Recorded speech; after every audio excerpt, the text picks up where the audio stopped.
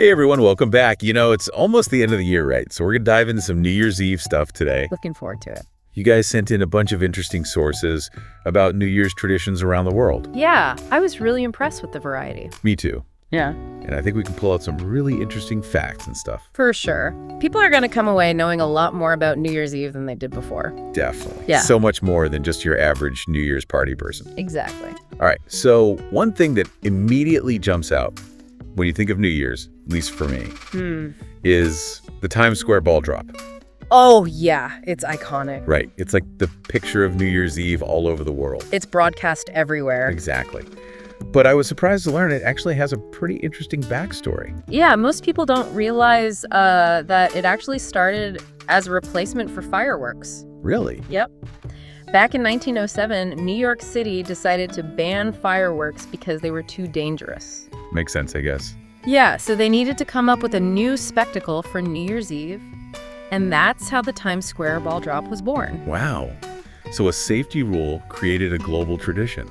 That's pretty wild. It is. Makes you wonder what other kind of unique New Year's Eve traditions are out there. Oh, tons. For instance, in Spain, they have this tradition that's a bit of a challenge. Involving food, perhaps? I'm always up for some good New Year's Eve food. It does involve food, but not a feast. It's eating 12 grapes at midnight. 12 grapes. Yep, one for each stroke of the clock. And each grape is supposed to represent a month of the coming year. Huh, interesting. So if you manage to eat all 12 grapes before the clock finishes, you're supposed to have good luck all year. Oh, wow. I can just imagine people trying to cram those grapes in. I know, right?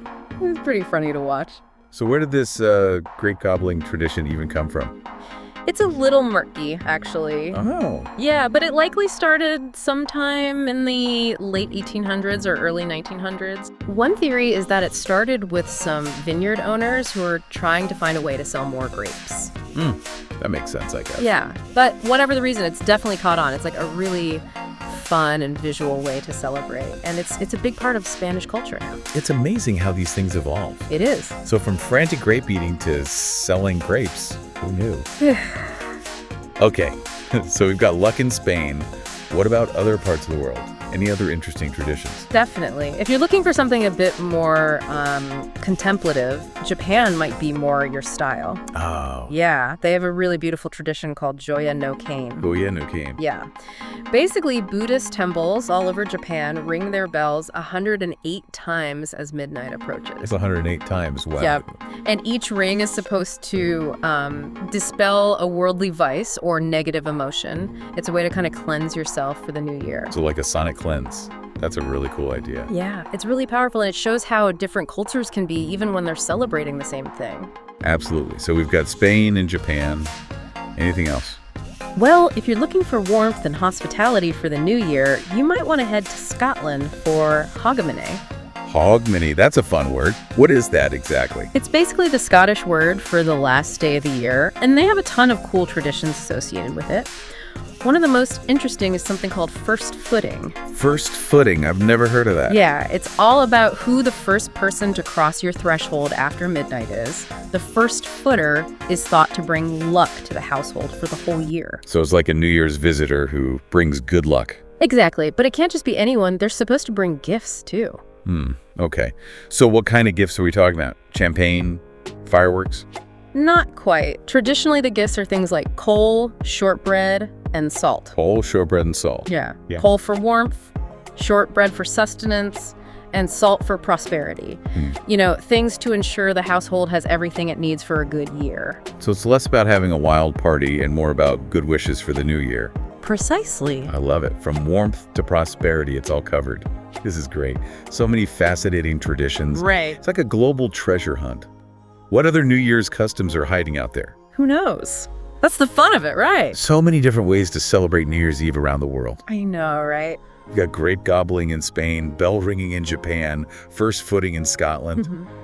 It makes you wonder if there are any common threads. Oh, there definitely are. Like what? Well, one big one is the idea of resolutions. Oh, New Year's resolutions. Right, like setting goals for self-improvement in the new year. Yeah, we've all been there. Some we keep, some we don't. Exactly, but it's that idea of a fresh start. Right, like hitting the reset button.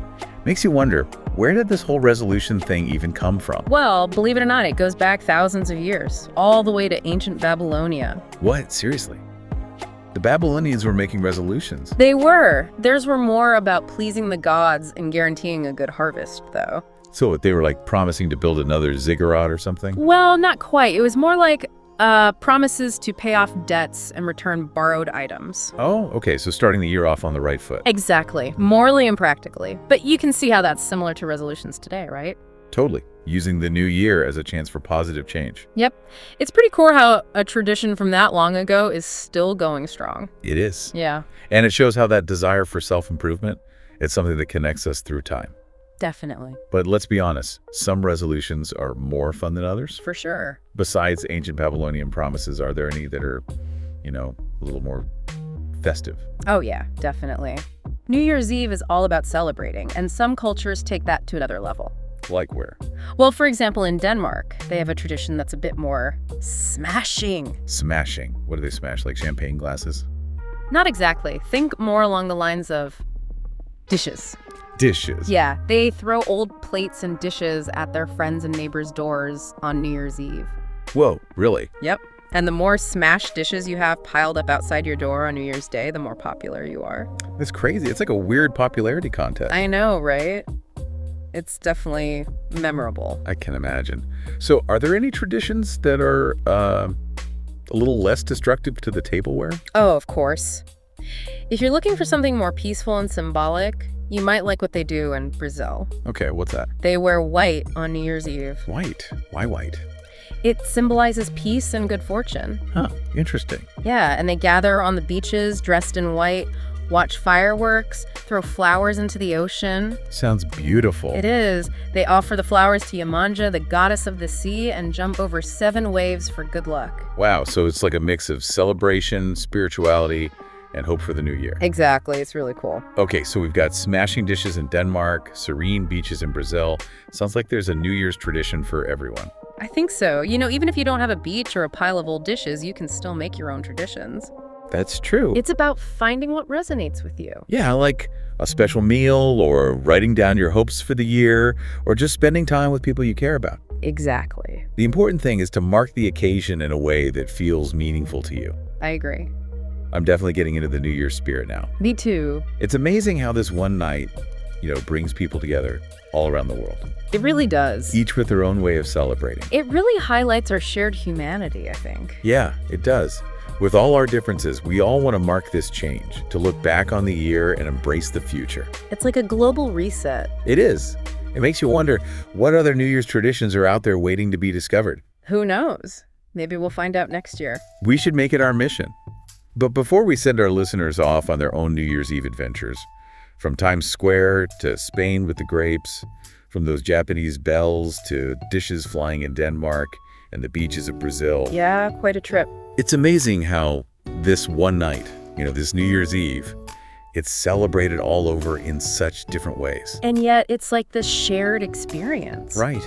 Everyone reflecting, looking forward to the new year. Thinking about what's past, what's to come. Whether it's a huge party or a quiet moment. Exactly. In each tradition, it's like a window into that culture. It really is. It just shows how diverse people are, But still, with that shared thread of marking time, starting fresh. Absolutely. So who knows what other New Year's customs are out there? That's the fun part. There's always more to learn, more to discover. Definitely. Maybe this deep dive will get people thinking about, their own family traditions. Or even trying something new. Yeah.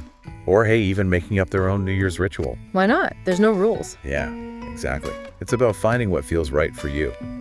So as we wrap up here, think about all the amazing ways people around the world celebrate. Each one unique. And whether you're counting down in Times Square or finding your own way to mark the moment, Happy New Year, everyone.